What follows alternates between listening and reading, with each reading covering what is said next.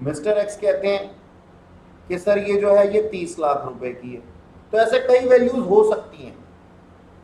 एक बात बताओ, यहां चलनी किसकी चाहिए? मिस्टर एक्स की जो बेचने जा रहा है। सर कभी आप अपनी प्रॉपर्टी को बेचने जाएं, अपने कैपिटल एसेट को बेचने जाएं, तो आप तो हमेशा यही चाहेंगे ना कि मुंह मांगा दाम मिल जाए। तो सबसे पहले तो इसको तो आउट ही कर देते हैं कि तू तो चुप ही रह। अब झगड़ा हो रहा है फेयर मार्केट वैल्यू और बुक वैल्यू ऑफ एसेट में। अब अगर फेयर मार्केट वैल्यू दी हुई हो, पड़ोसी कुछ भी चिल्ला रहा हो, लेकिन हमने जिस वैल्यू पे इसको रिकॉर्ड किया है वही वैल्यू तो, यानी कि पार्टनरशिप फॉर्म के अंदर जिस वैल्यू पे इसको रिकॉर्ड किया गया है बुक्स ऑफ अकाउंट के अंदर, यानी कि जो उन्होंने बैलेंस शीट में लिखी है वही अप्रोप्रिएट वैल्यू मानी जानी चाहिए या नहीं मानी चाहिए? बिल्कुल। तो हम इसको भी आउट कर देते हैं और सेलेक्ट किसको कर लेते हैं sir? Book value, book value of firm as sales consideration. तो हमारे पास में सेल्स कंसीडरेशन क्या माना जाएगा? सेल्स कंसीडरेशन माना जाएगा जी value of asset in the books of account of firm. अब बोलो जी कैपिटल गेन निकाला जा सकता है? बिल्कुल निकाला जा सकता है सर। ये देखो निकाल देते हैं अभी।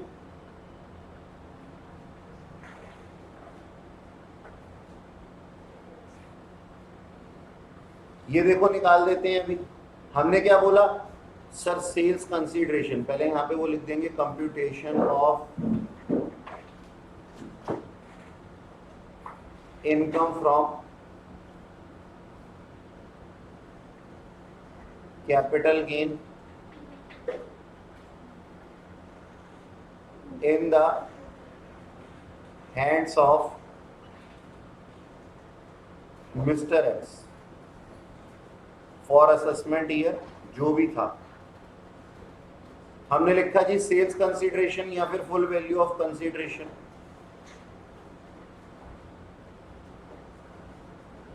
कितने में? 45 लाख रुपए में। मतलब हम मानते हैं कि 45 लाख रुपए में जो कैपिटल एसेट है वो मिस्टर एक्स ने पार्टनरशिप फॉर्म को बेच दी है, माइनस रियलाइजेबल एक्सपेंडिचर। अगर मान लो कोई डॉक्यूमेंटेशन चार्जेस वगैरह कोई पे किए होते मिस्टर एक्स ने तो वो आ जाते, लेकिन है नहीं तो हमने नील लिख दिया। नेट कंसीडरेशन कितना हुआ?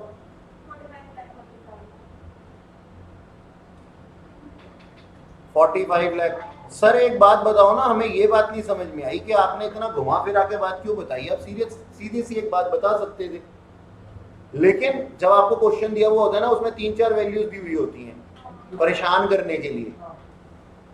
हमें क्या लेना है याद करके रखना, जिसपे सर ने येलो मार्कर लगाया है बुक्स ऑफ अकाउंट पे, जिसमें कि उसको रिकॉर्ड किया गया, जिस वैल्यू पे रिकॉर्ड किया गया वही सेल्स कंसीडरेशन माना जाएगा। अब इंडेक्स कॉस्ट ऑफ एक्विजिशन लगा दूं, कितने में परचेज किया था सर? 2 लाख रुपए में। अब इंडेक्सेशन का बेनिफिट लगाना है।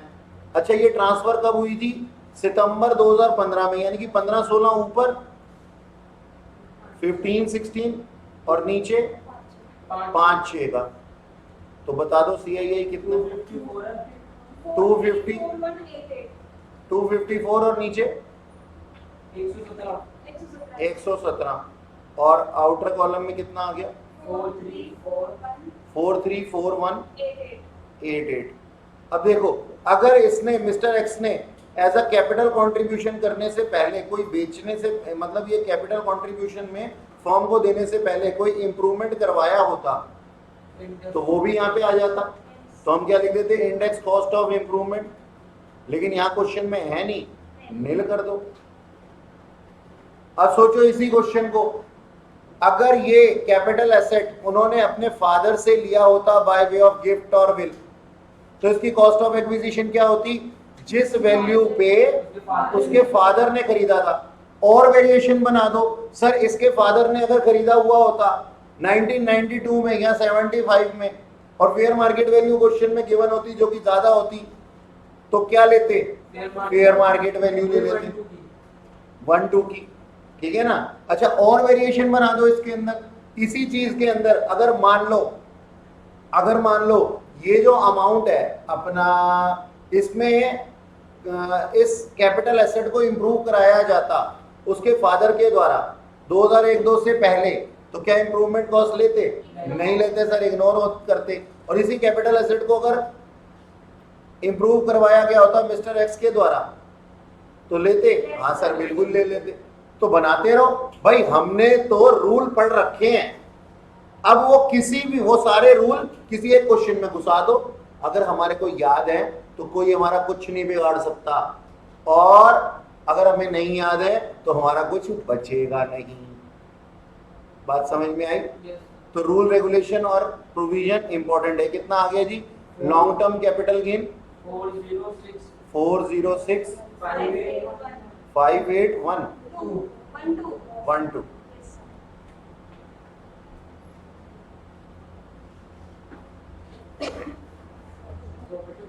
हाँ जी, अगला देखिएगा। अब ये तो था इनकमिंग ऑफ पार्टनर का case.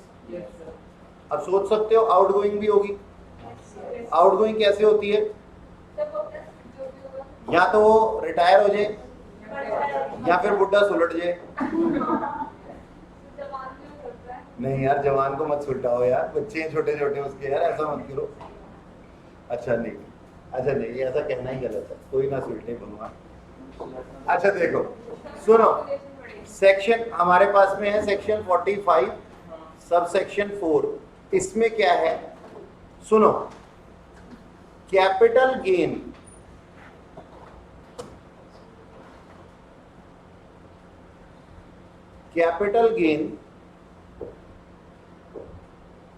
On transfer of asset by firm. Firm का मतलब क्या होता है? Partnership firm. To retiring partner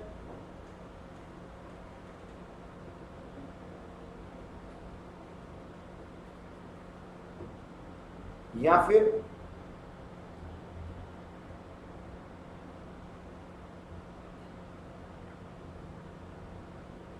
to partner on the dissolution of firm।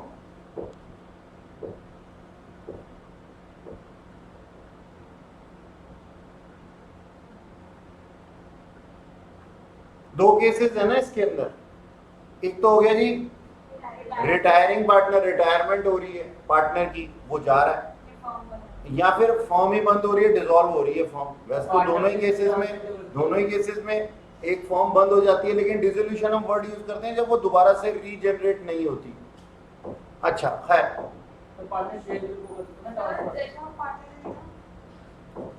हाँ रिटायरमेंट और डिसोल्यूशन तो इसके अंदर रिटायरमेंट और डेथ हो जाएगा ना ये यहाँ पे, तो यहाँ से पार्टनर चला जाए या डेथ हो जाए एक ही बात है ये, और ये डिसोल्यूशन हो जाए।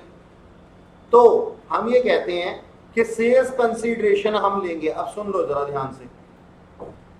अब जाहिर सी बात है कॉस्ट ऑफ एक्विजिशन कितनी होगी। पहले मैं आप लोगों से बात पूछता हूं कि सर पीरियड ऑफ होल्डिंग कब होगा? पीरियड ऑफ होल्डिंग में किसी को कोई डाउट है? नहीं सर, जिस टाइम पे इस एसेट को फर्म ने परचेज किया होगा से जिस टाइम तक या तो रिटायरिंग पार्टनर को दे रही है या फिर डिसोल्यूशन हो रहा है, उस टाइम तक हो गया पीरियड ऑफ होल्डिंग, जितने टाइम इसको फर्म ने होल्ड किया। अच्छा जी, चलो अब इसके बाद हम क्या कहते हैं? इसके बाद हम कहते हैं कि कॉस्ट ऑफ एक्विजिशन में कोई दिक्कत है? नहीं सर, जिस पे इसको एक्वायर किया गया होगा। अब यहाँ पे सेल्स कंसीडरेशन है, मेन है ना ये सेल्स कंसीडरेशन है, तो हमारे को सेल्स कंसीडरेशन ही देखना है। तो बिल्कुल अभी समझ लेते हैं सर, सेल्स कंसीडरेशन हम क्या मानेंगे? सेल्स कंसीडरेशन हम मानेंगे अगर केस है डिसोल्यूशन का। बिल्कुल जी, सही जवाब, fair market value of capital asset. If it is the case of dissolution, और दूसरा if it is the case of retirement और डेथ,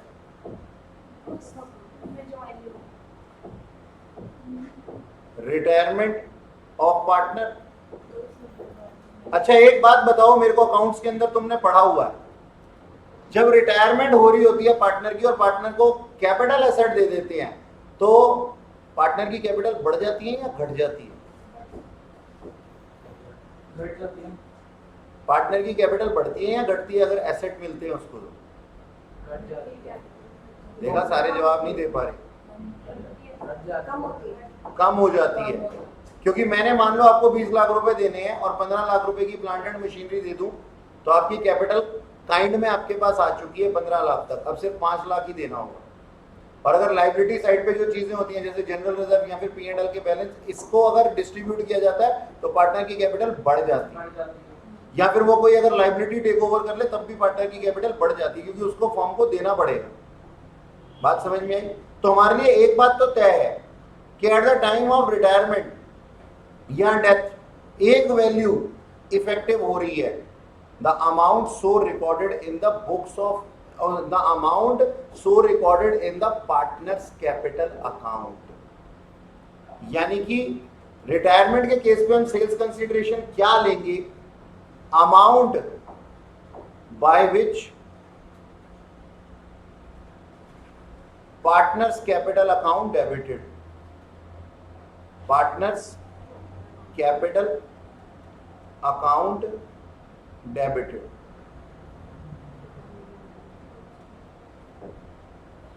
यानी कि आपको क्वेश्चन में दिया हुआ होगा इस कैपिटल एसेट की फेयर मार्केट वैल्यू इतनी है, लेकिन रिटायरमेंट के केस में लेना है क्या? नहीं सर, इस वैल्यू, इस एसेट को इतनी वैल्यू पे पार्टनर्स कैपिटल अकाउंट में डेबिट किया गया, वो लेना है।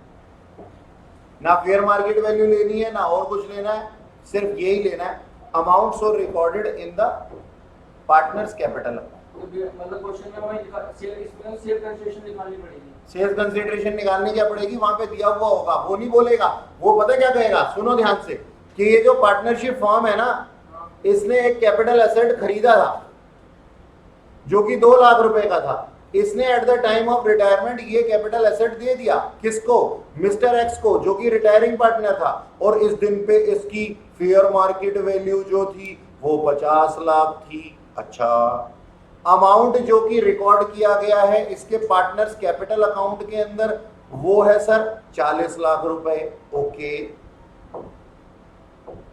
ठीक है, ऐसे कुछ भी वैल्यूज दी हुई होती है तो फेयर मार्केट वैल्यू को तो हमें इग्नोर करना है। हमारे को ध्यान क्या रखना है? जो क्या नाम है, पार्टनर्स कैपिटल अकाउंट के अंदर अमाउंट डेबिट हुआ है उसको लेना है as a sales consideration. Okay, यानी कि 40 लाख रुपए सेल्स कंसीडरेशन और cost of acquisition 2 lakh, indexation तुम लगा सकते हो। वैसे कोई नहीं पूछता आपसे इतने इजी क्वेश्चन, सपना भी आए तो उठ जाना। हाँ, क्या क्या कह रहे हो दीदी? बेटा रूल है, मैं कैसे चेंज कर दूं? क्योंकि बेटा यही अप्रोप्रिएट होता है। पार्टनर जो है ना कभी भी कम वैल्यू पे सेटल नहीं करता खुद को, हमेशा एक्यूरेट वैल्यू पे ही सेटल करता है, तो इसलिए हम इसको ही सबसे ज्यादा रिलायबल मानते हैं।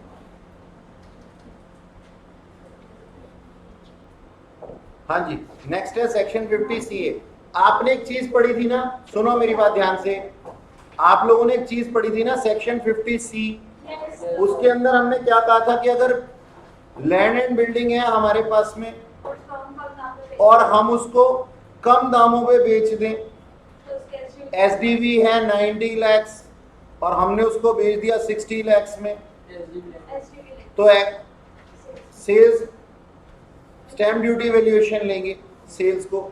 ऐसे ही हमारे पास में सेक्शन 50 CA है, लेकिन अब ये बिल्डिंग के लिए नहीं है, ये शेयर्स के लिए है। तो हम कहेंगे जी, हम क्या बोलेंगे इसको? Capital gain on sales of shares. कौन से वाले? अनकोटेड या फिर अनलिस्टेड।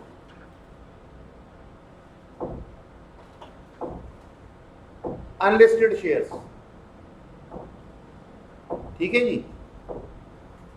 अब अनलिस्टेड शेयर्स या अनकोटेड शेयर्स जो होते हैं ना, इनकी वैल्यू हमें फेयर मार्केट वैल्यू पता नहीं लग पाती। क्यों? क्योंकि ये ओपन मार्केट में होते ही नहीं है।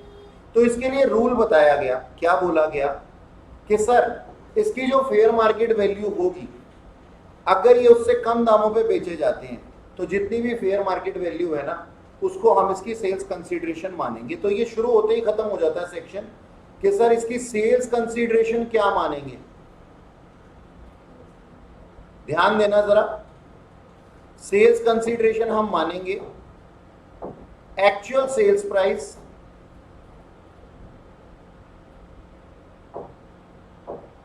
और fair market value of shares whichever is higher. बात खत्म हो गई। Yes, sir. इसका मतलब क्या भैया, आओ इसको एनालाइज कर लेते हैं कि तुम्हारे पास में तुम्हारे सेल्स, तुमने सेल किया शेयर्स को जिसका कि फेयर मार्केट वैल्यू था ₹15 पर शेयर। ठीक है, तुमने सेल किया केस 1 इसको ₹8 पे पर शेयर। तो बोलो क्या लेंगे जी sir? Therefore sales consideration 15 each. Case 2 तुमने इसको 17 पर शेयर पे सेल किया, तो तुम सेल्स कंसीडरेशन कितनी लोगे सर? ₹17 ईच। सिंपल है, विच एवर इज हायर। किसी भी केस में फेयर मार्केट वैल्यू से नीचे नहीं जा सकते, ये बोलता है ये, याद रहेगा। देखो लिस्टेड के केस में तो कोई टेंशन होती ही नहीं ना, क्योंकि तो मार्केट वैल्यू वैसे ही पता लग जाती है उसकी, और कोई भी उसको कम दामों पे उससे बेचेगा ही नहीं, ज्यादा पे ही बेचने की कोशिश करेगा। तो यहाँ पे लोगों को फेयर मार्केट वैल्यू जनरली पता नहीं होती, इसलिए गलती हो जाती है। तो वो कहते हैं जी फेयर मार्केट वैल्यू से नीचे अगर आपने बेच दिया तो ये किसका भाई है? ये सेक्शन 50C का भाई है, और इसीलिए इसका नाम सेक्शन 50CA है।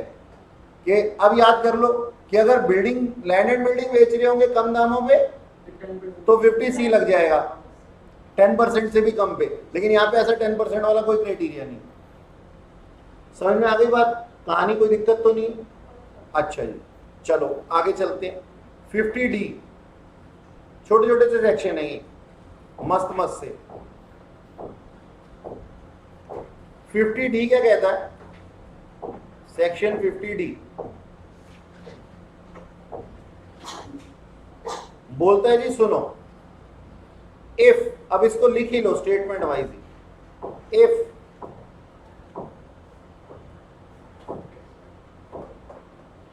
Sales consideration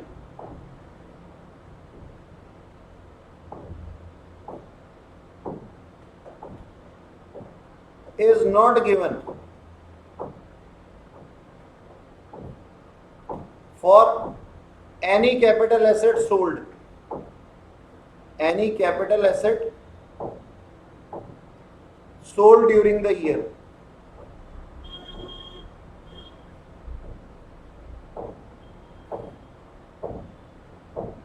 then fair market value of that capital asset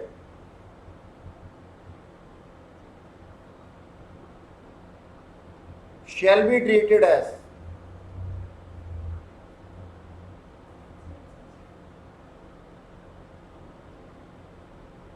sales consideration. काम ही खत्म। बोलो जी, बात समझ में आई? अब ये पता क्या होता है, जनरली एक्सचेंज वाले केस में होता है, बार्टर सिस्टम में। भाई मैंने तुम्हारे को कोई कैपिटल एसेट दे दिया, तुमने मेरे को कोई कैपिटल एसेट दे दिया, और हम दोनों को उसका दाम नहीं पता। अब क्या करें? हम कहते हैं जी फेयर मार्केट वैल्यू लो। ओके, तो ये कहता है सेक्शन 50D। कोई शक? अच्छा ये कौन? हाँ बोलो बोलो। मतलब कोई भी कैपिटल एसेट? हाँ कोई भी कैपिटल एसेट हो सकता है बेटा। हाँ जी सर, नेक्स्ट सेक्शन है हमारे पास में सेक्शन 51। सेक्शन 51 क्या कहता है? सेक्शन 51 हमारे को दो बातें कहता है। और ये है क्या, four feature of advance money. पहले तो ना इसका मतलब समझ लेते हैं, ध्यान से सुनना मेरी बात, बड़ा ही प्यारा है ये section. Advance money four feature. Four feature of advance money क्या है? आप लोगों ने लॉ के टीचर से सुना हुआ होगा, आप कोई एसेट खरीदने जाते हैं, आप कोई एसेट खरीदने जाते हैं और आपने उस एसेट को खरीदने के लिए कोई एडवांस दे दिया डेट ऑफ एग्रीमेंट पे, और बाद में आप उस एसेट को खरीदने गए, वो बाद में आप उसको एसेट को खरीद नहीं पाए, तो गलती किसकी थी? गलती आपकी थी। तो जो आपने एडवांस दे रखा है ना, अगर सामने वाला बंदा अच्छा होगा तो वो एडवांस आपको वापस कर देगा, वरना लॉ उसको ये कहता है कि आप इस एडवांस को फोरफीट कर सकते हैं। बात समझ में आई?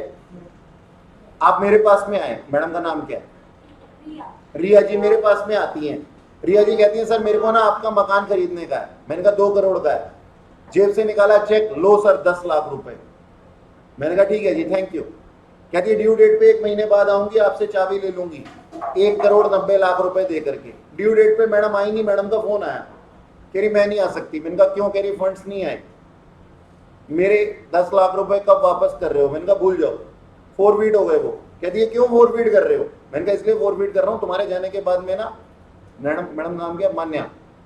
मान्या जी आई थी, कह रही थी 2.5 करोड़ रुपए में ये फ्लैट खरीदने को तैयार हूं, लेकिन मैं डर गया था कि मैंने तुम्हारे साथ में एग्रीमेंट कर लिया है तो मैं उसको कैसे बेच सकता हूं हायर दामों पे, तो मेरा नुकसान हो गया, एक अपॉर्चुनिटी कॉस्ट लॉस्ट होगी, तो इस वजह से मैं तुम्हारा अमाउंट फोरफीट कर रहा हूं।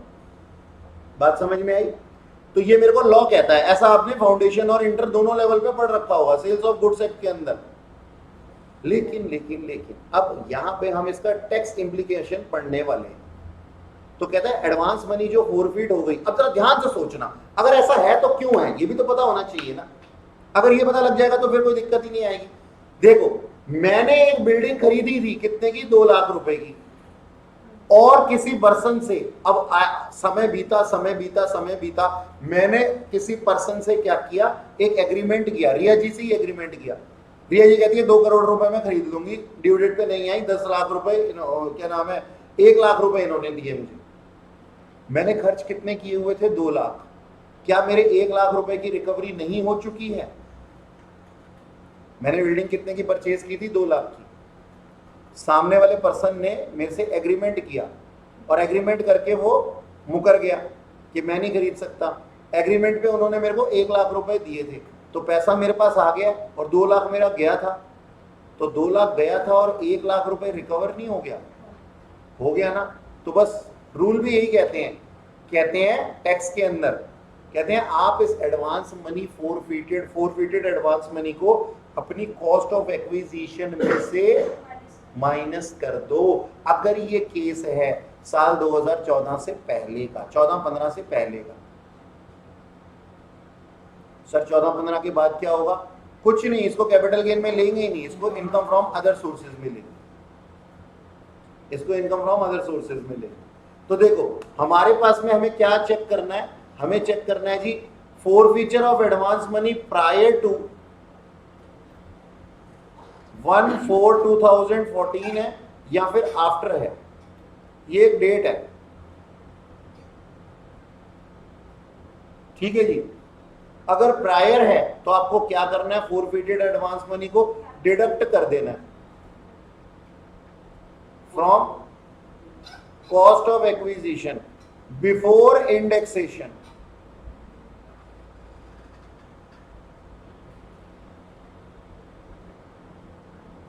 ठीक है जी।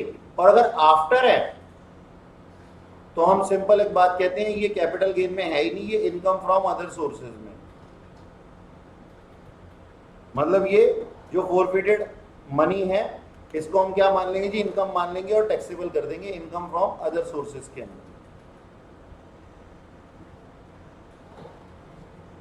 डन। आओ एक करें क्वेश्चन, मतलब अपने को यहां चाहिए ये वाला क्या? एक डाउट है इसमें। हाँ। जैसे मान लो मेरे पापा है, उन्होंने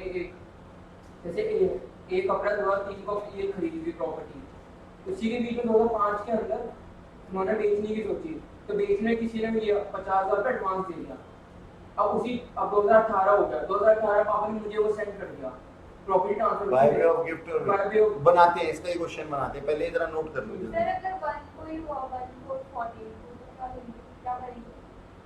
आफ्टर वाले रूल है, ऑन और आफ्टर लिख लो इसको, चलो ऑन और after.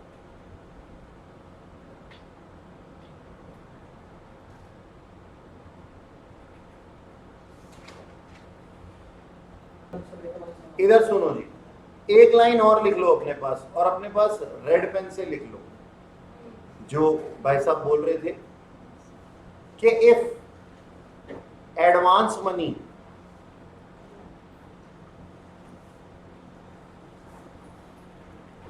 forfeited by previous owner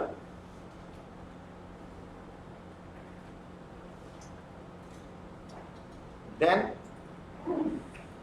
it should be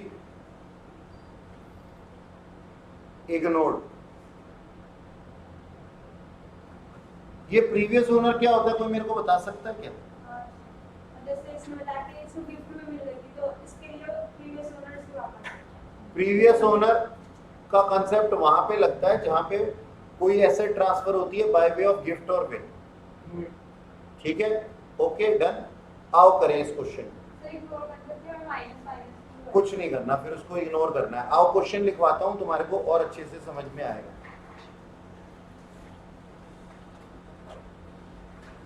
और उसके अंदर प्रीवियस ओनर वाला भी ले लेंगे पॉइंट। आ जाओ जी, लिखो क्वेश्चन मेरे साथ ही।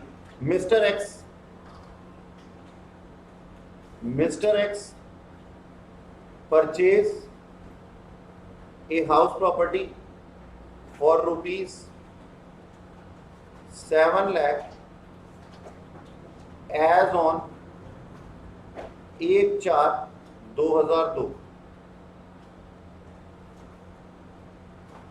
He made a contract of sale with Mr. Y in the year 2005-06 and received advance money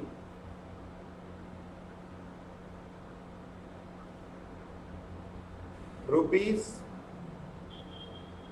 1 lakh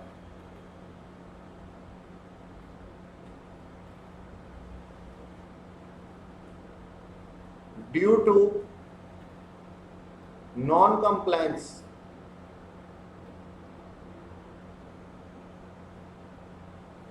by Mr. Y,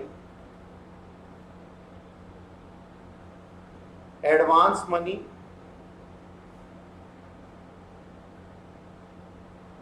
forfeited by Mr. X later on. This house property was transferred by Mr. X to his son। यहां लिख देता हूं fair market value 50 lakh, तुम्हें confuse करने के लिए। In the year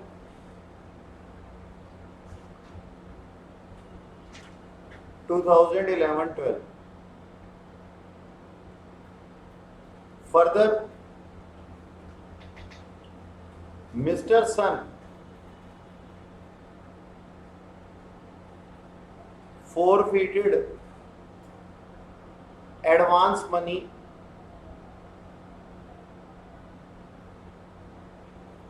from Mr. A and B rupees 2 lakhs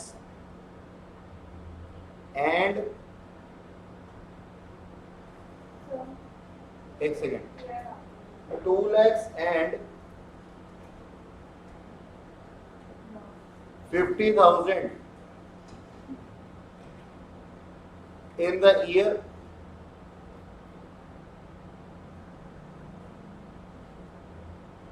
2012-13 and 17-18 respectively.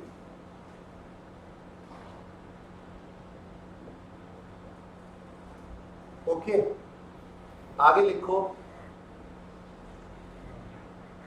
Finally mister sun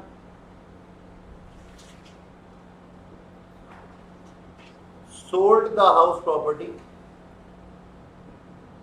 to Mr. Vijay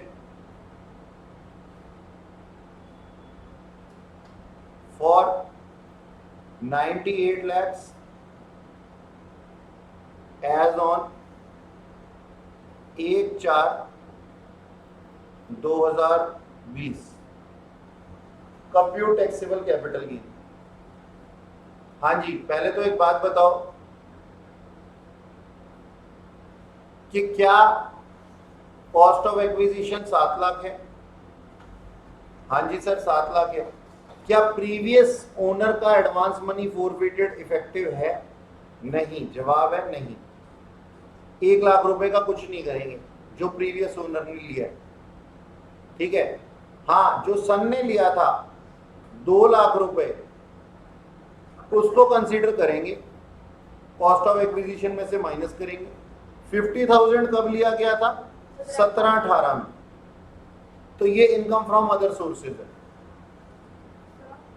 हाँ जी, sir ऐसा क्यों होता है कि 17-18 के बाद इनकम फ्रॉम अदर? क्योंकि इस दिन पे एक वर्डेट आई थी, उसके बाद में बोला गया कि इसको कैपिटल गेन में नहीं रखना, इमीडिएटली ट्रेस।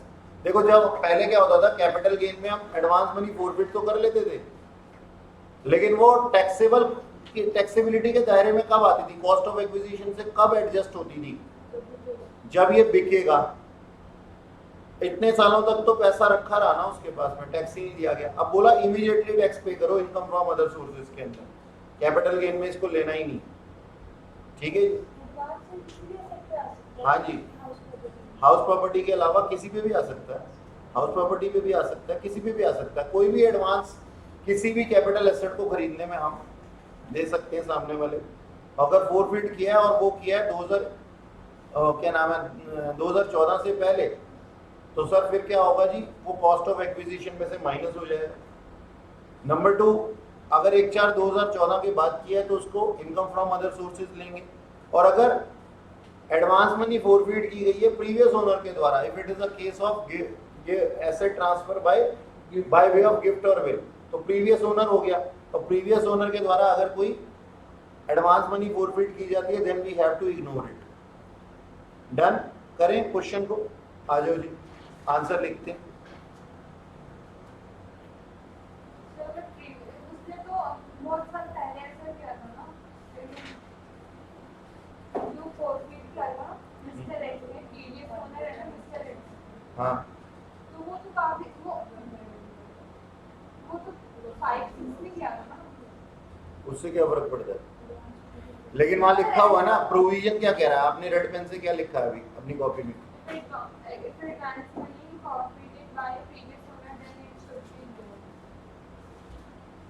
जब क्वेश्चन बोल रहा है, जब सेक्शन बोल रहा है, तो हम कुछ नहीं कर सकते।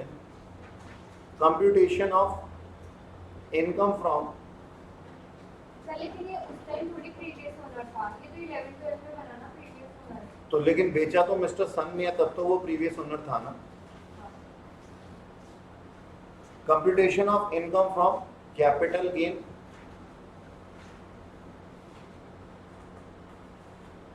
in the hands of Mr. X, नहीं सन।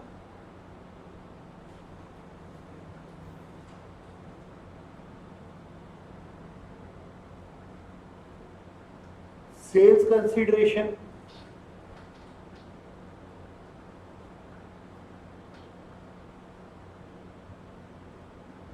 बताओ जी। 98 lakh.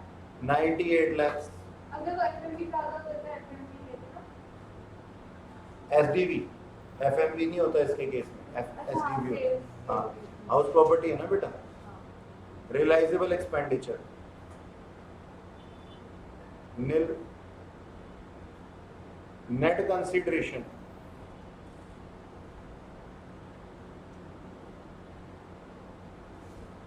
98 lakhs. Index cost of acquisition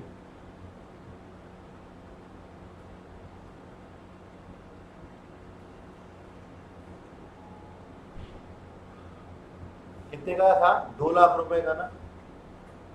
2 lakh था, 7 लाख?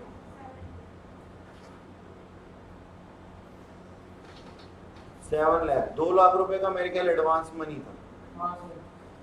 तो कॉस्ट ऑफ एक्विजिशन कितना हो जाएगा? 5 लाख। अब सीआईआई किसका कौन सा, जब ये सेल हुआ था, ये हुआ था सेल कब हुआ था? 2021 2021 में। 2021 में। और परचेज 2-3 नीचे वाले 2-3। हाँ।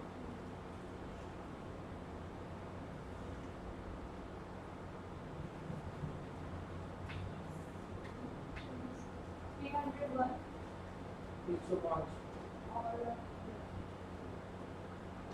301 105 इंडेक्स कॉस्ट ऑफ इम्प्रूवमेंट तो कुछ है ही नहीं।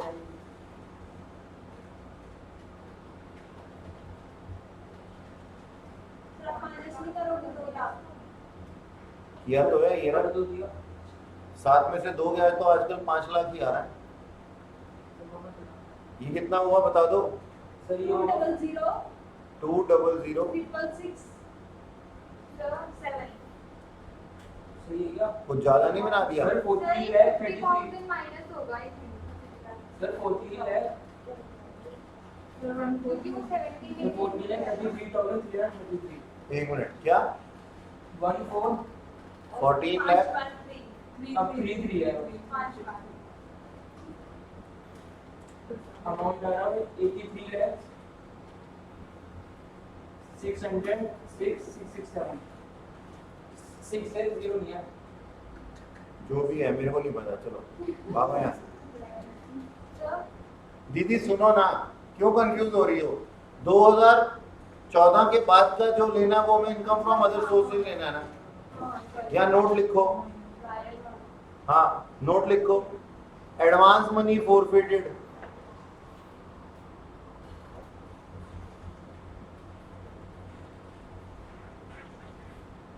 Bye mister sun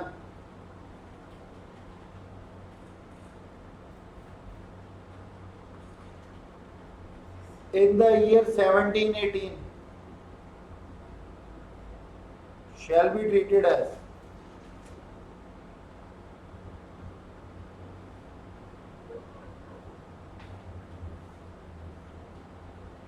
income from other sources।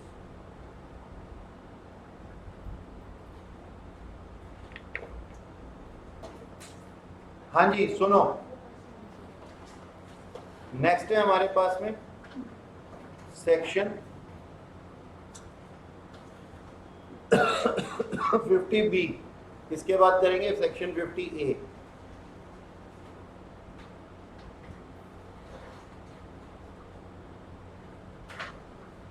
ये क्या है जी? कैपिटल गेन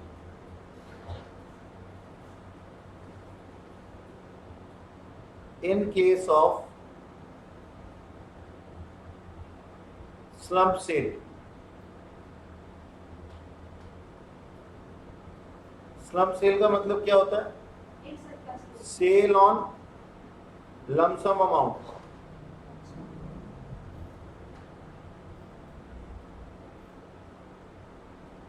जैसे कि माइक्रोसॉफ्ट ने टेक ओवर कर लिया था नोकिया को, तो इसके अंदर पॉइंट्स लिखिए सबसे पहले तो, no separate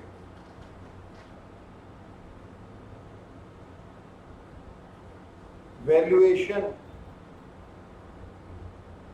of assets and liabilities. ठीक है जी, एसेट्स और लाइबिलिटी की सेपरेट वैल्यूएशन नहीं की जाएगी। अच्छा sir, no benefit of indexation.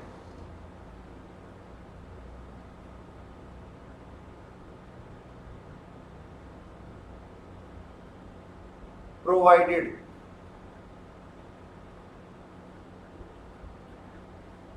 ठीक है जी। Cost of acquisition net worth होगी,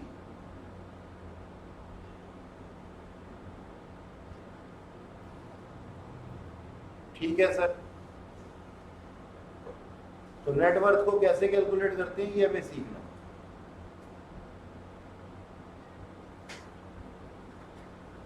नेटवर्थ है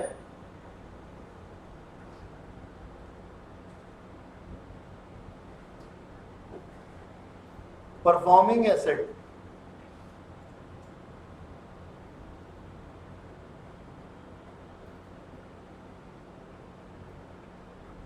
माइनस आउटसाइड लायबिलिटी।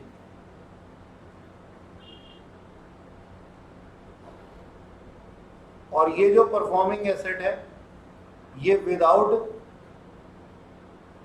रीवैल्यूएशन है।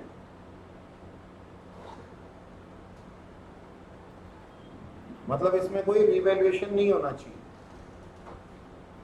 अच्छा जी,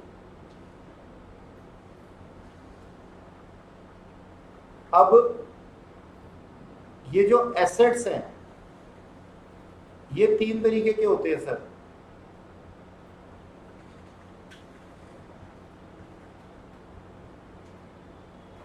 डेप्रिशिएबल एसेट जैसे कि प्लांट एंड मशीनरी होती है उसमें। तो डेप्रिशिएबल एसेट्स के केस में हमारे को वैल्यू ऑफ एसेट लेनी है।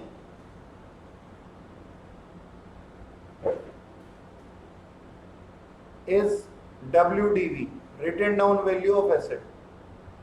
Appreciable assets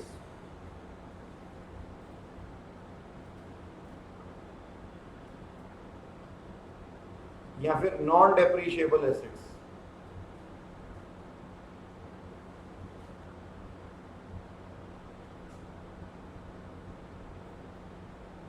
इसमें लेनी है हमारे को ओरिजिनल वैल्यू।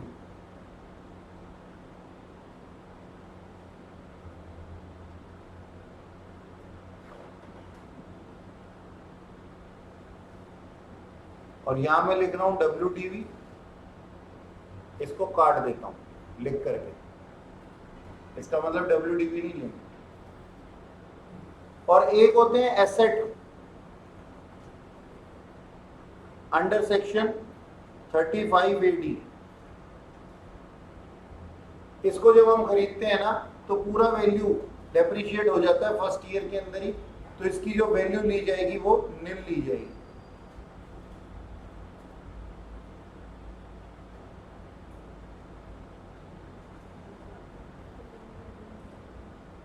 ठीक है जी।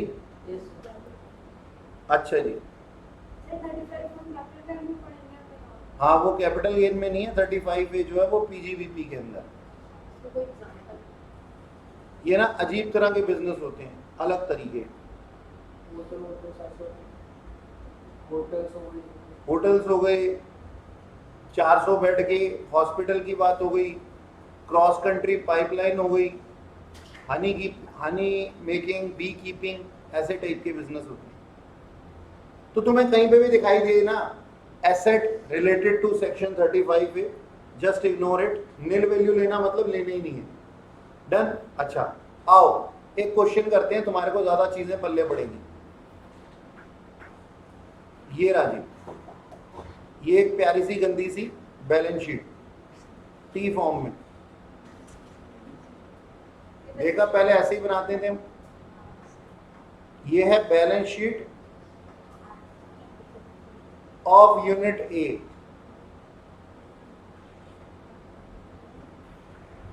और नीचे लिखते हैं जी यूनिट ए सोल्ड फॉर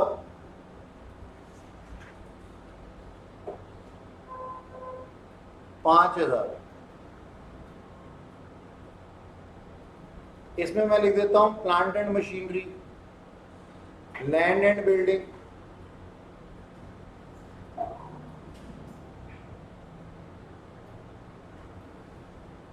$500, $100,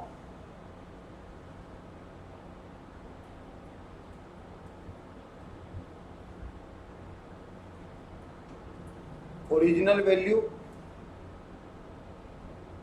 150 और यहां लिख देता हूं ओरिजिनल वैल्यू 700। और बोलो जी फर्नीचर फर्नीचर 50, डेटर्स 10 गुडविल लिख देता हूं जी। एडवर्टीजमेंट एक्सपेंडिचर और लॉस टू डेट 20। अच्छा जी यहां लिख देता हूं जी capital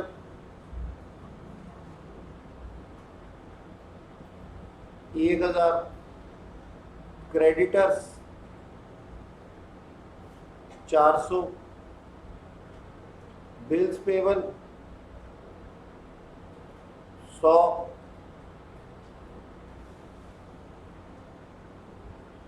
revalued at 90, revalued at 390,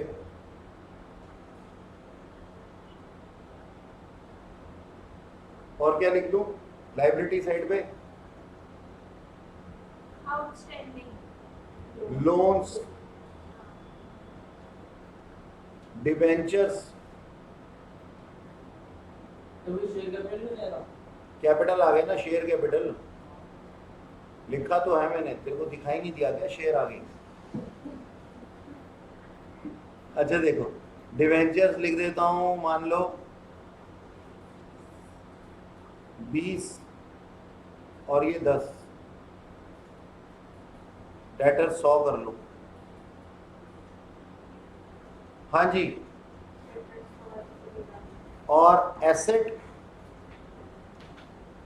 section 35 AD वाले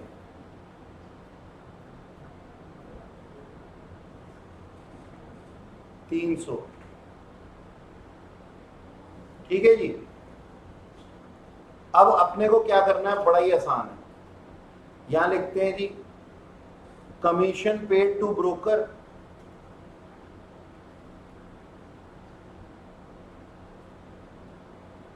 ₹20।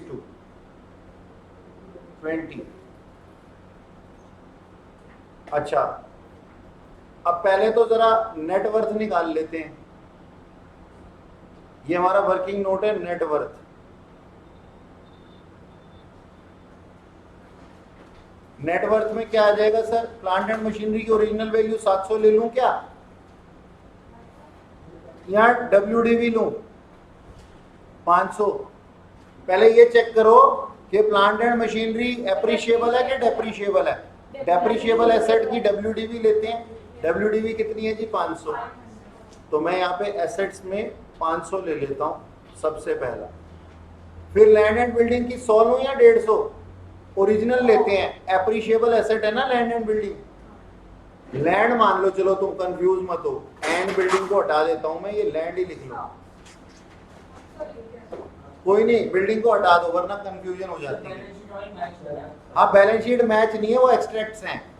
मैं यहाँ अकाउंट्स नहीं पढ़ा रहा हूँ। देखो कैसे कैसे दुष्ट बच्चे हैं। तो लैंड कितना लेंगे जी? 150। फिर फर्नीचर की 50। हाँ जी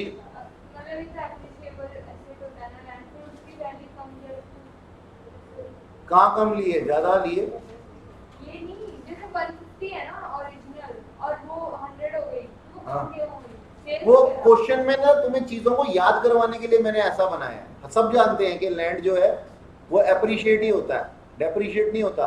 लेकिन आपको सिर्फ इतना याद दिल रखवाने के लिए कि भाई ओरिजिनल वैल्यू लेनी है हमें उसकी, एक्चुअल परचेज प्राइस, क्योंकि कुछ तो डिफरेंस होना चाहिए ना डेप्रिशिएबल और एप्रिशिएबल एसेट्स। तो ये मैंने मन गणित बनाया है ऐसे। अच्छा जी, तो हम क्या कहते हैं जी 50 और डेटर्स कितने? 100। एडवर्टीजमेंट एक्सपेंडिचर ले लूं क्या? नहीं सर, ये तो एसेट ही नहीं है, परफॉर्मिंग एसेट थोड़ी है, ये तो राइट ऑफ होता है। अच्छा जी, एसेट सेक्शन 35 AD के नहीं, वो तो लेने ही नहीं है। तो ये होगा हमारे एसेट, इसमें से माइनस करेंगे आउटसाइडर लाइबिलिटी। बोलो सर आउटसाइडर लाइबिलिटी क्या है? Debenture, loan, creditors, bills payable. तो 20 प्लस 10 प्लस, अब क्रेडिटर में कितना लूं, 390 या 400? सर विदाउट रिवैल्यूएटेड वैल्यू लेनी है हमारे को, तो कितनी आ जाएगी? 400।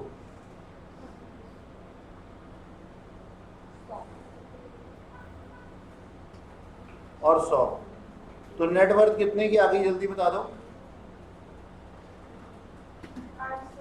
270।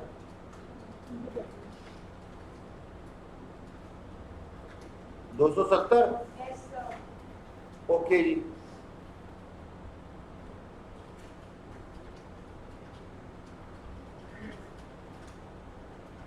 अब आंसर लिखते हैं अपना। Sales consideration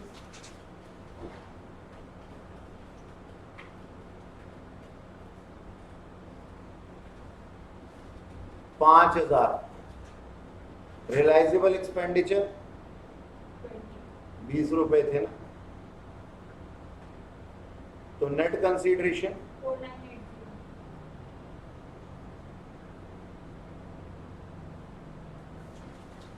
4980 minus cost of acquisition 270, net worth, और इंडेक्सेशन नहीं मिलेगा, कॉस्ट ऑफ इम्प्रूवमेंट मिल देखो कॉस्ट इंप्रूवमेंट होता है वैसे। होता ही नहीं है। लॉन्ग टर्म कैपिटल गेन 4710 हो गया। बताओ क्या था इसमें, लड्डू सा क्वेश्चन।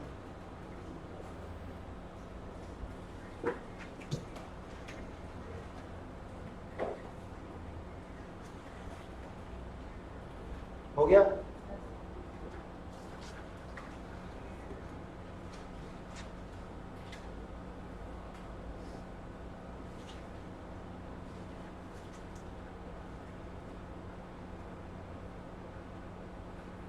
आओ पढ़े section 58।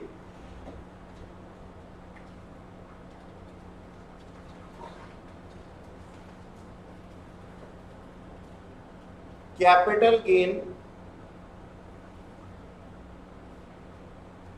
on sale of depreciable assets।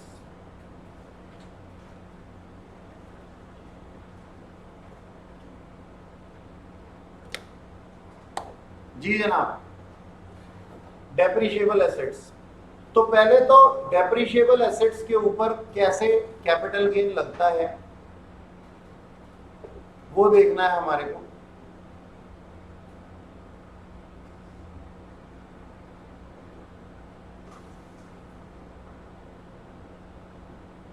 तो जो डेप्रिशिएबल एसेट्स हैं उनके ऊपर बेनिफिट ऑफ इंडेक्सेशन नहीं मिलेगा।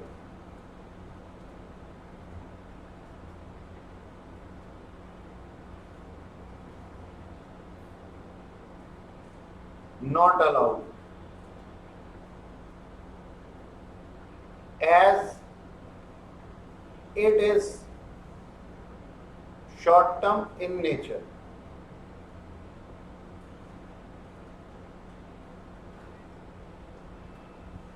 ऑलवेज। हाँ जी, क्या आप मानते हैं कि डेप्रिशिएबल एसेट्स को हम हर ईयर टू ईयर इनकी वैल्यू को चेंज करते हैं, डेप्रिशिएट करते हैं, वो बात दूसरी है, यानी कि रिवैल्यूएट करते रहते हैं। तो जिसकी वैल्यू, हमने आज तक जितने भी कैपिटल एसेट बेचे सारे के सारे एप्रिशिएबल थे, और एप्रिशिएबल एसेट्स के बारे में ना हम उनकी वैल्यू को रिवैल्यूएट करते ही नहीं है जनरली। अगर हम एक फॉर्म के अंदर नहीं है तो वो हमारे सारे के सारे ऐसे थे जो घर पे एसेट पड़े हुए थे हमारे, या फिर कुछ भी। लेकिन अब ये क्या है जी, ये बिजनेस के अंदर होंगे तभी तो डेप्रिशिएबल एसेट है। तो इनको हमने डे टू डे लाइफ पे हमेशा चेंज किया है, तो इनकी पास्ट जो वैल्यू है ना वो 1 साल पुरानी ही है, तो इसलिए क्या है, शॉर्ट टर्म इन नेचर है। नंबर 1 ये बात समझ में आ गई। अब सर जो कैपिटल गेन लगता है ना, जब हमें डेप्रिशिएबल एसेट चाहिए ना, तो ये ब्लॉक ऑफ एसेट में मिलते हैं हमारे को। ब्लॉक ऑफ एसेट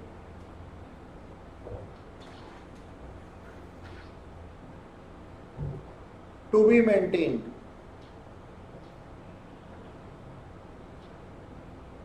कृपया ध्यान दें,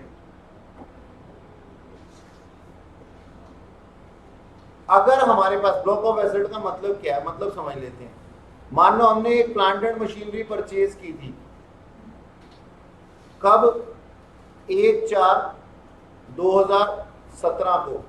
कितने के लिए? 20 लाख रुपए के लिए। तो इसके ऊपर डेप्रीसिएशन लगेगा। ब्लॉक में ये अकेली प्लांट एंड मशीनरी थी, तो माइनस लगेगा इसके ऊपर डेप्रीसिएशन एट द रेट 15%। ये मैं आपको बता रहा हूं, आपको याद होना चाहिए। पीजीबीपी पढ़ेंगे तो याद करवा दूंगा सेक्शन 32 के अंदर डेप्रीसिएशन के रेट। तो 15% कितना हुआ 20 लाख का? जल्दी बता दो। 1 लाख। 1 लाख। तो कितना रह गया? 19 लाख। वैल्यू ऑफ ब्लॉक 10% तो 2 लाख होता है, 5% तो 3 लाख होगा। झूठ मत बोला करो तुम। सर मैंने कुछ नहीं बोला, मैं 3 ही बोल रहा था। नहीं, मैं इसको कह रहा हूं, अगर क्वेश्चन गलत कराओगे तो मैं तुम्हारा सिर फोड़ दूंगा। अब इसके अंदर ऐड कर देता हूं plant and machinery purchase on 2/4/2018। मान लो कितने की? फिर से 20 लाख की परचेज की। 37। तो टोटल कितने का ब्लॉक हो गया मेरे पास में? 37 लाख के ऊपर माइनस करेंगे डेप्रीसिएशन एट द रेट 15%। बताना, सही सही बताओ। पहले 55,000। 555 000। तो जी वैल्यू ऑफ ब्लॉक कितनी होगी?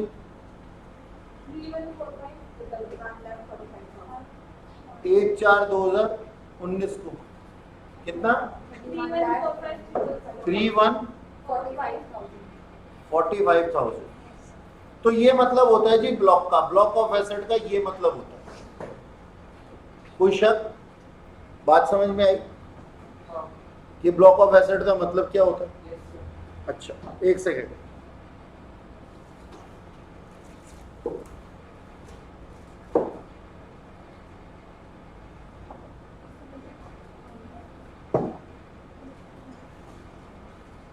जी जनाब, अब मेरी बात सुनो। वैसे ये चीज हम पीजीबीपी के अंदर पढ़ेंगे, ये चीज हम पीजीबीपी के अंदर पढ़ेंगे, ठीक है ना? लेकिन फिर भी तुम्हें अभी लिखना जरूरी है, क्योंकि जैसे मैंने तुम्हारे को ये डेप्रीसिएशन लगवाया, ये लगवाया, ये लगवाया, हमारे को डब्ल्यूटीवी चाहिए तो डेप्रीसिएशन लगाना पड़ेगा, और डेप्रीसिएशन तुम्हारे अकाउंट्स के हिसाब से नहीं चलता। यहाँ पे डेप्रीसिएशन इनकम टैक्स के हिसाब से चलता है। और लिखो जी rules regarding depreciation. Rules regarding depreciation, note करना है। हाँ ये नोट कर लो, अगर करना चाहते हो तो कर लो। हाँ जी लिखो rules regarding depreciation.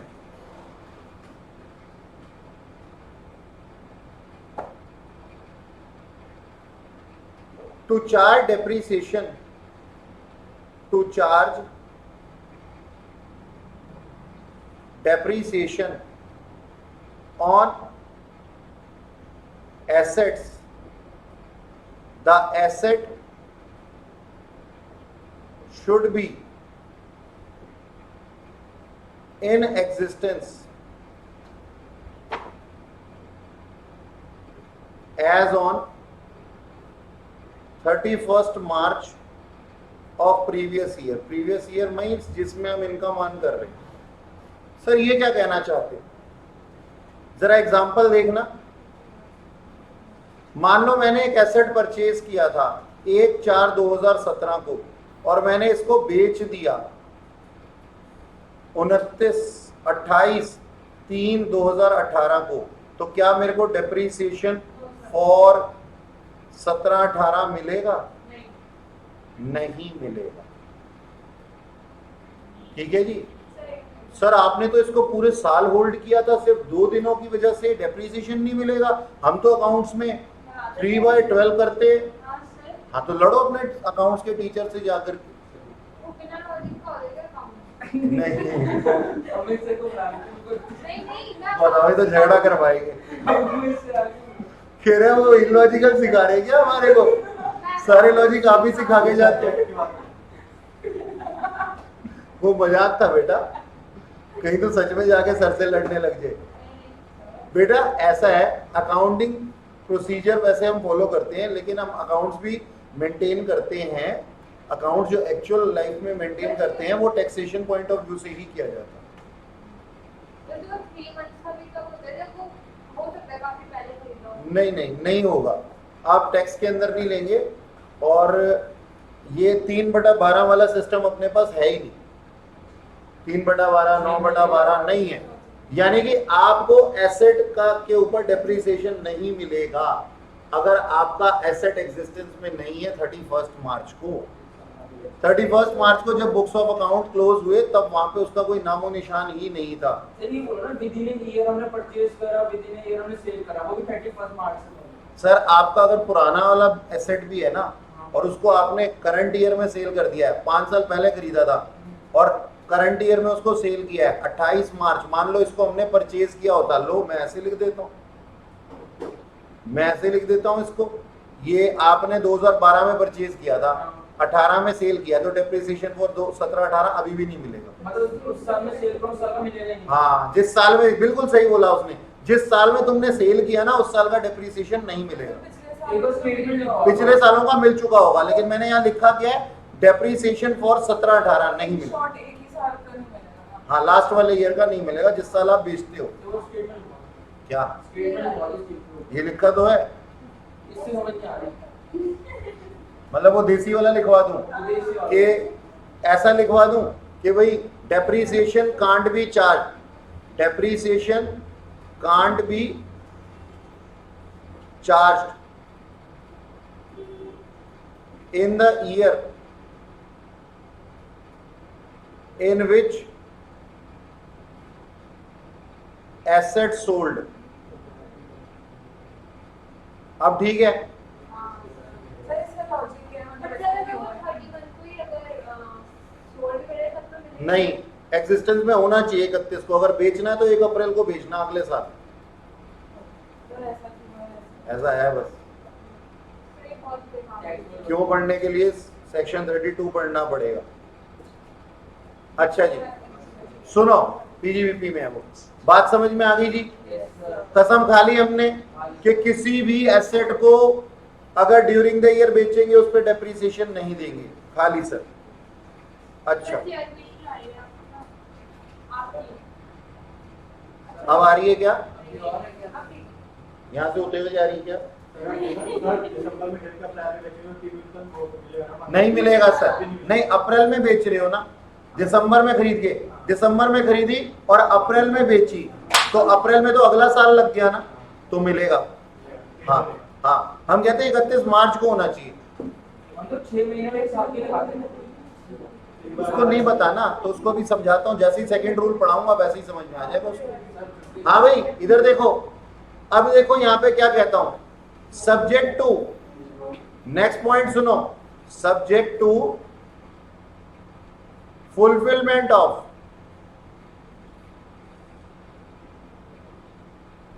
First condition above,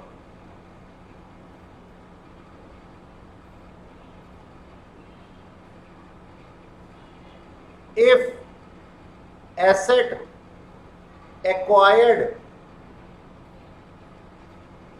and put to use in business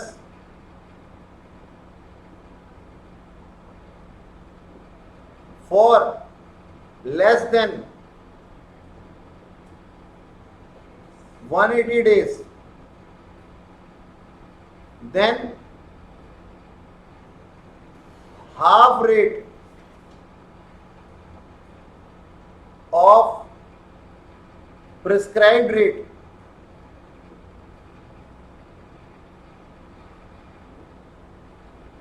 of depreciation shall be applied।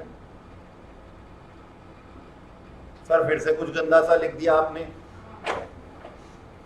क्या करें, ऐसे ही याद करना है इनको। कोई आपसे जाए, आप इंटरव्यू में बात करेंगे तो ऐसे करेंगे पढ़े लिखे बंदों की तरह। आप थोड़ी ना कहेंगे कि जिस साल बेचते हैं ना उस साल लगता नहीं। वो तुम्हारे लिए है देसी में, प्रैक्टिकल को समझने के लिए। ये जाकर के ऐसी लैंग्वेज मत यूज कर लेना। साथ में बता दो हमें पढ़ाया दिवाकर सर ने 9990055778, मेरा भी नाम बदला। वो समझाने के लिए है, केवल चीजें ऐसे ही याद करनी है हमें। बेटा इंटरव्यू में कुछ भी पूछ सकते हैं, और अगर तुमने बोल दिया ना गलती से कि मेरा फेवरेट सब्जेक्ट है टैक्स, तो कुछ भी हो सकता है। सुनो, क्योंकि बहुत वास्ट है और बहुत वेरिएशन है।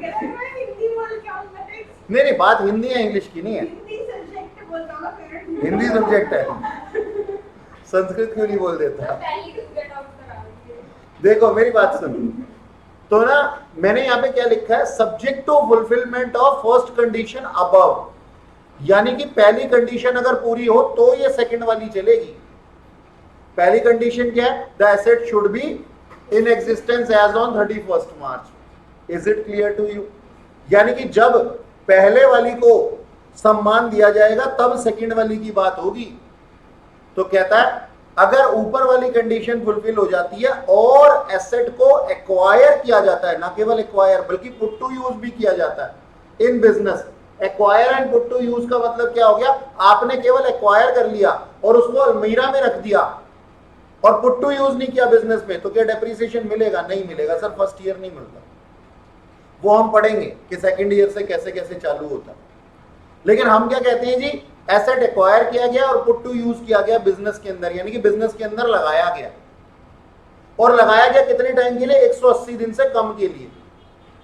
अब 180 दिन से कम भी हो और 31 मार्च को एग्जिस्टेंस में भी हो, ये कौन से टाइम पीरियड में हो सकता है? 180 दिन का मतलब होता है नहीं 180 डेज का मतलब होता है, सॉरी 180 डेज का मतलब होता है वो आधा साल। तो ये मैं कौन से वाले आधे साल की बात कर रहा हूं, पहले वाले या बाद वाले? बाद वाले। क्यों बाद वाले? क्योंकि वहां लिखा subject to fulfilment of first condition above. 31 March तो सेकंड वाले हाफ में ही आ रहा है ना आजकल, फर्स्ट वाले में थोड़ी आ रहा है। तो हम क्या कहते हैं जी, हम ये कह रहे हैं कि सेकंड हाफ में अगर आपने कोई, अब देसी में सुनना, सेकंड हाफ में अगर आपने कोई प्लांट एंड मशीनरी परचेज की है तो आपको प्रिस्क्राइब रेट का हाफ रेट डेप्रिसिएशन क्लेम करने का अधिकार है। प्रिस्क्राइब रेट कितना है? 15%। यानी कि सर अब जो मैं लिखने जाऊंगा इससे तुम्हारी आंखें खुली की खुली रह जाएंगी। एग्जाम्पल, मैंने किसी एसेट को परचेज किया था, इधर देखो पहले बाद में लिखना, 28 मार्च 2017 को, और मैंने इसको 28 मार्च 2017 को और मैंने इसको सेल किया है 2 अप्रैल 2017 को। तो बताइए क्या मुझे 16-17 के लिए डेप्रिसिएशन मिलेगा? जी सर मिलेगा। फॉर सोल्ड फॉर नहीं, परचेज फॉर, हाँ purchase and put to use है उसका मतलब 4 लाख। ये 1 महीना भी नहीं है, केवल 2 ही दिन है। इवन देन तुम्हारे को हाफ रेट से डेप्रिसिएशन लेने का अधिकार है। यानी कि 16-17 में तुम्हारा डेप्रिसिएशन पता कितना आएगा? 4 लाख का कितना? 7.5%। कितना होता है जी बताना?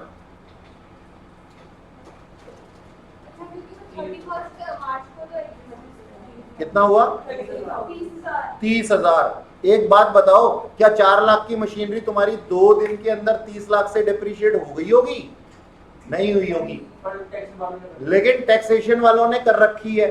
कहने का मतलब ये है, तुम्हें पता है तुम्हारी मशीनरी तो नई की नई है, लेकिन वो तुम्हें डेप्रिसिएशन क्लेम करने का अधिकार दे रहे हैं। डेप्रिसिएशन क्लेम करने का अधिकार लेना अच्छा है कि गंदा है? अच्छा है टैक्स पॉइंट ऑफ व्यू से, क्योंकि higher the expenses result to lower the net profit and lower the net profit result to lower the income tax. तो किसी को सुन लो, आज के 500 रुपए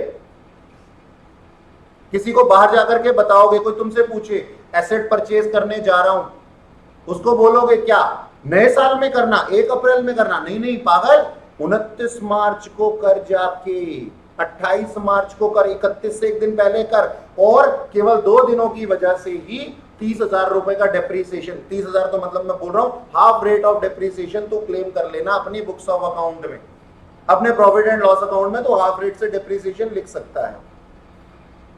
और अगर कोई तुम्हें ये पूछता है कि मैं बेचने जा रहा हूं इसको, मैंने पूरे साल होल्ड किया था, अब मैं 31 मार्च से पहले पहले बेचने जा रहा हूं, तो उसको सलाह क्या दोगे? ना ना ना ना ना, मत बेचियो, क्योंकि फिर इस साल का डेप्रीसिएशन तो क्लेम नहीं कर पाएगा। बेचियो अगले साल, यानी कि 2, 3, 4 अप्रैल को, थोड़े दिन और रुक जा। बात समझ में आई? तो खरीदते समय कब खरीदने का है? 31 मार्च से पहले। बेचते समय कब बेचने का है? आम बंदे को नहीं पता ये बातें, और फिर ऐसी सलाह देने के 500 रुपए उससे ले लेना, कमाना यहीं से चालू। दे देगा कैसे नहीं? तू लेने वाली बन, पहले पैसे रखवा, मुझसे फ्री पढ़ के दिखा देना।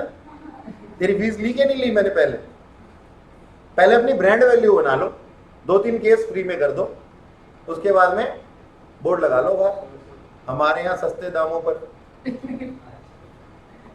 सलाह दी जाती। मजाक की बात है, लेकिन बात समझ में आई? ये सेक्शन देखो, ऐसा नहीं है बेटा, उसकी इम्प्लीमेंटेशन भी तो तुम्हें आनी चाहिए ना, एप्लीकेशन भी तो आनी चाहिए ना, कि हम क्या सलाह देंगे। तो 2 रूल है हमारे डेप्रीसिएशन के जो हमें इसमें कवर करने हैं। रूल तो बहुत सारे हैं सेक्शन 32 में, लेकिन यहाँ कैपिटल गेन के अंदर क्या आ रहा है? कैपिटल गेन के अंदर आ रहा है सर नंबर 1 कि अगर आपको डेप्रीसिएशन क्लेम करना है तो आपको एसेट का 31 मार्च को एग्जिस्टेंस में होना जरूरी है। नंबर 2, अगर वो 31 मार्च को एग्जिस्टेंस में थी लेकिन 180 दिन से कम थी तो आपको half rate of prescribed rate मिलेगा। अब कोई बच्चा ऐसा मत कर देना 7.5 डिवाइडेड बाय 100 इंटू 3/365, वो नहीं करना। हमारे यहाँ या तो हाफ प्लेट मोमोज होते हैं या फुल प्लेट होते हैं मोमोज के, क्यों बोला ऐसा मत करना? क्योंकि फिर तो टाइम पीरियड लगा दिया ना तुमने। हमने कहा टाइम पीरियड नहीं लगाना हमारे को या तो हाफ प्लेट या फुल प्लेट, ठीक है ना? याद रहेगा ना? अच्छा जी, आ जाओ अब पढ़ते हैं अपना सेक्शन 54, ओ सॉरी 50। नोट नहीं किया? अरे मैंने अभी पढ़ाया कहाँ? अच्छा इसको लिख लो। मैंने तो ये सेक्शन 32 के अकॉर्डिंगली डेप्रीसिएशन निकालना बताया था, अभी तो मैंने ये सेक्शन पढ़ाया ही नहीं तुम्हें 50 है। कैसे रोने लग जाते हैं? अभी तो थोड़ा टाइम है।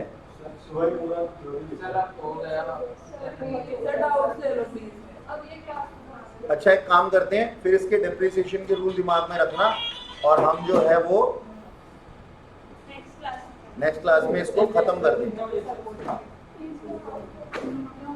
सर हमारी ऑनलाइन में क्लास की